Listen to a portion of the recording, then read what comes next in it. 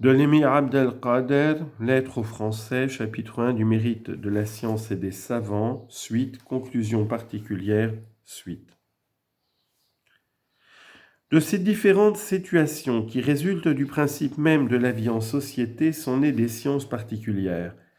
Parmi celles-ci, par exemple, la science de l'arpentage qui permet de connaître la superficie des terres pour les partager entre les hommes d'une façon équitable, la science militaire qui vise à assurer la sauvegarde du pays par le sabre, la science des jugements que doivent rendre les tribunaux chargés de régler les différends entre personnes, la science de la loi, science nécessaire pour maintenir dans l'ordre l'activité des gens en les obligeant à respecter les limites par elles fixées, ceci afin de limiter autant que possible le nombre des litiges.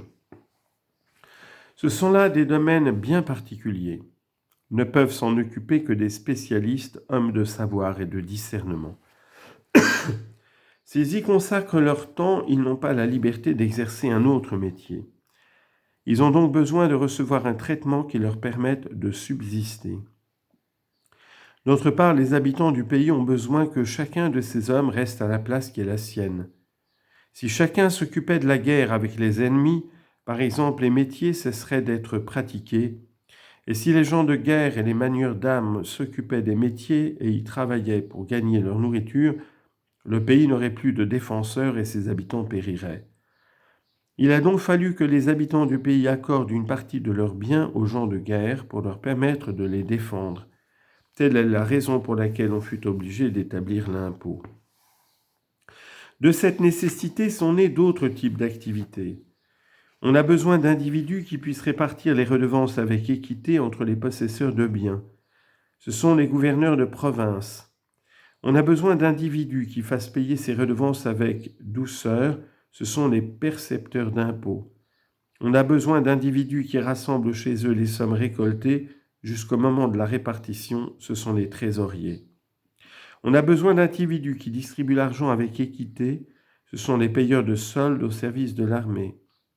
Mais si ces tâches sont assumées par un grand nombre de personnes, sans que l'une d'entre elles leur serve de lien en les réunissant sous son autorité, l'harmonie de l'ensemble s'en trouvera affaiblie.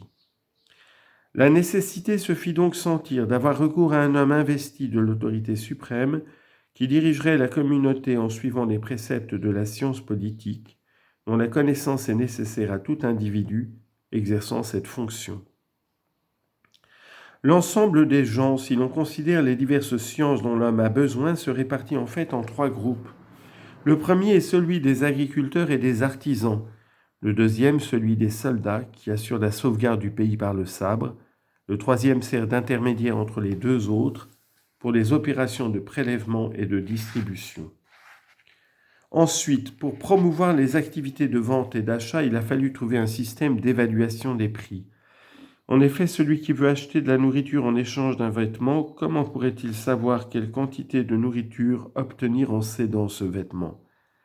Il était donc nécessaire d'avoir un juge équitable qui servit d'intermédiaire entre les deux participants à toute opération de vente et d'achat, afin de partager également entre eux. L'étalon de cette équité devait se fonder sur la valeur des principales richesses. Encore fallait-il choisir entre elles qui étaient capables de durer le plus longtemps. Or, les plus durables parmi les richesses sont les métaux. On fabriqua donc des pièces de monnaie en or, en argent et en cuivre.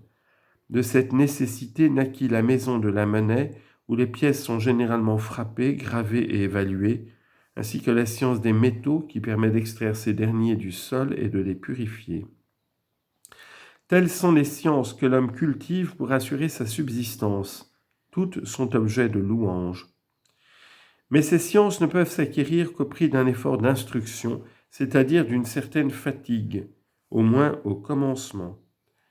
Parmi les gens, il en est donc qui les négligent dans leur jeune âge, ou qui n'y travaillent pas ensuite, ou qui sont arrêtés dans leur effort par quelque empêchement, demeurant ainsi ignorants ou à tout le moins trop peu instruits pour gagner correctement leur vie. Ils sont alors obligés de manger ce que d'autres ont recueilli. Pareilles circonstances sont à l'origine de 2 métiers vils et condamnables, celui de voleur et celui de mendiant. Ainsi voit-on les gens s'appliquer à garder avec soin les richesses des voleurs et des mendiants. Ils se voient contraints pour cela de mettre en œuvre tout ce que leur esprit peut leur faire imaginer de ruses et d'arrangements utiles à cette fin. Quant aux voleurs, certains d'entre eux recrutent des auxiliaires pour les seconder, forment des bandes, coupent les routes comme font les Arabes nomades, les Kurdes nomades et tous ceux qui les imitent. D'autres compensent leur faiblesse en ayant recours avant tout à la ruse, perçant les murs des maisons et des enclos, ou les escaladant au moment où les gens sont profondément endormis, ou encore escamotant les bourses. Pour ce qui est des mendiants, s'ils réclament ce que d'autres ont gagné, on leur répondra « Travaille et mange. Qu'as-tu donc à rester inactif ?» Ils seront donc obligés de recourir eux aussi à la ruse pour soutirer quelque argent aux autres hommes. Certains d'entre eux simulent la cécité, l'hémiplégie ou autre maladie, alors qu'ils n'ont rien de tout cela, pour exciter la compassion de la foule. D'autres profèrent des paroles ou s'exhibent dans des démonstrations capables de provoquer l'étonnement des gens. Ces derniers se réjouissent devant les spectacles et donnent généreusement leur argent. Les moyens employés sont la moquerie, la parodie ou la drôlerie. Parfois le mendiant récitera des vers extraordinaires déclamés d'une belle voix, car les vers bien rythmés ont de l'influence sur l'âme. Entrent dans cette dernière catégorie les prédicateurs qui montent sur les chaires à prêcher, parlant sans qu'il y ait derrière leurs paroles la moindre science utile, et qui n'ont d'autre but que le gain des dinars et des dirhams. Quant aux sciences condamnables,